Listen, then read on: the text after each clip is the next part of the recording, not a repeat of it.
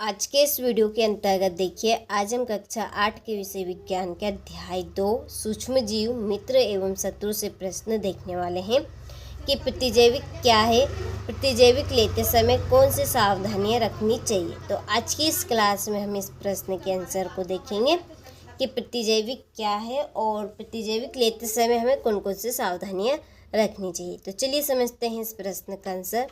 प्रतिजैविक तो देखिए, ऐसी औषधियाँ जो बीमारी पैदा करने वाले सूक्ष्म जीवों को नष्ट कर देती है अथवा कहे तो उनकी वृद्धि को रोक देती है, प्रतिजैविक कहलाती है।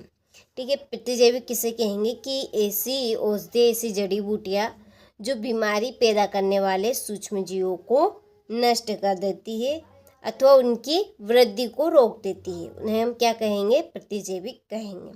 ठीक है, जैसे कि अब हमें बुखार है तो हम दवाई लेंगे। दवाई क्या करेगी? जो बुखार के जीवाणु, विषाणु, जो वायरस है उनको नष्ट करेगी। जैसे हम गोली खाएंगे और गोली अपना काम करेगी, अपना असर दिखाएगी, यानी कि बुखार के जो जीवाणु, विषाणु, वायरस है उनको नष्ट करेगी, तो हमारे शरीर से बुखार कम हो जाएगी या बुखार हमारी उतर जाएगी। तो गोली ने क्या किया? अपना असर दिखाया, यानी कि जो बुखार के वायरस थे उनको उसने नष्ट कर दिया, यानी कि उनकी वृद्धि को उनको रोक दिया। अब देखिए वृद्धि कैसे होगी? जैसे कि हमें कम बुखार है और कम बुखार, हमने गोली नहीं खाई, थोड़ी देर बाद में और हमें ज़्यादा बुखार आ जाएगी, तो उसकी क्या होगी? वृद्धि होगी। ठीक है, तो ऐसा का ऐसा जड़ी बूटियों का काम है जो बीमारी पैदा करने वाले सूक्ष्म जीवों को क्या करती है? नष्ट करती है। ठीक है, और उनकी वृद्धि को रोकती है। इसे ही क्या कहेंगे? हम प्रतिजैविक कहेंगे। तो आपको अच्छे समझ में आया होगा कि प्रतिजैविक क्या है, कि ऐसी जड़ी बूटियाँ जो बीमारी पैदा करने वाले सूक्ष्म जीवों को नष्ट करती है तथा उनकी वृद्धि को रोकती है, प्रतिजैविक कहलाती है। ठीक है, तो ये परिभाषा हो गई प्रतिजैविक की, कि ऐसी औषधियाँ जो बीमारी पैदा करने वाले सूक्ष्म जीवों को नष्ट कर देती है अथवा उनकी वृद्धि को रोक देती है, प्रतिजैविक कहलाती है। अब प्रतिजैविक लेते समय, यानी कि जड़ी बूटियों को हमें लेते समय कौन कौन सी सावधानियां बरतनी चाहिए। ठीक है, तो यहाँ पे हमने पॉइंट लिखे मैंने। तो प्रतिजैविक लेते समय निम्न सावधानियां रखनी चाहिए, इस तरह से पहले आप हेडिंग डालिएगा। तो देखिए, पहला पॉइंट है कि प्रतिजैविक दवाइयाँ डॉक्टर की सलाह के अनुसार ही लेनी चाहिए। ठीक है, जो प्रतिजैविक दवाइयाँ हैं उनको हमें डॉक्टर की सलाह के अनुसार ही लेनी चाहिए।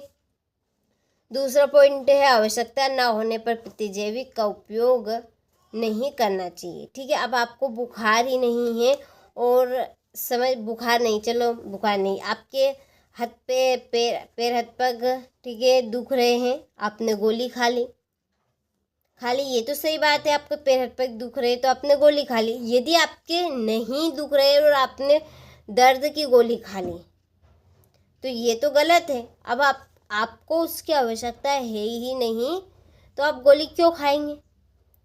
ठीक है, तो आपको गोली नहीं खानी चाहिए। इससे क्या होगा कि जो आपके अंदर के जो सूक्ष्म जीव है वो गोली फिर नष्ट करेगी। आपके अंदर जो हमारे लिए लाभदायक है, हमारे अंदर ऐसे सूक्ष्म जीव पाए जाते हैं बीमारी से लड़ने के लिए।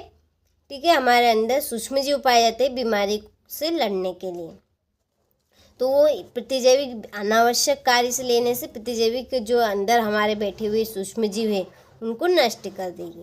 ठीक है, तो इसलिए आवश्यकता ना होने पर हमें प्रतिजैविक का उपयोग नहीं करना चाहिए। ठीक है, तीसरा है, अनावश्यक रूप से ली गई प्रतिजैविक शरीर में उपस्थित उपयोगी जीवाणु को नष्ट कर देती है। वही जो मैंने अभी कहा आपको। ठीक है, अब हम अनावश्यक रूप से लेंगे यदि दवाई, तो हमारे अंदर जो जीवाणु हैं, ठीक है, जो जीवाणु रोगों से लड़ने के लिए उनको वो नष्ट करेगी। ठीक है, तो ये सावधानियां हमें बरतनी चाहिए प्रतिजैविक लेते समय, कि प्रतिजैविक दवाइयाँ डॉक्टर की सलाह के अनुसार ही लेनी चाहिए, आवश्यकता ना होने पर प्रतिजैविक का उपयोग नहीं करना चाहिए, और अनावश्यक रूप से ली गई प्रतिजैविक शरीर में उपस्थित उपयोगी जो जीवाणु हैं उनको नष्ट कर देती है। ठीक है, तो आपको अच्छे समझ में आया होगा इस प्रश्न का आंसर।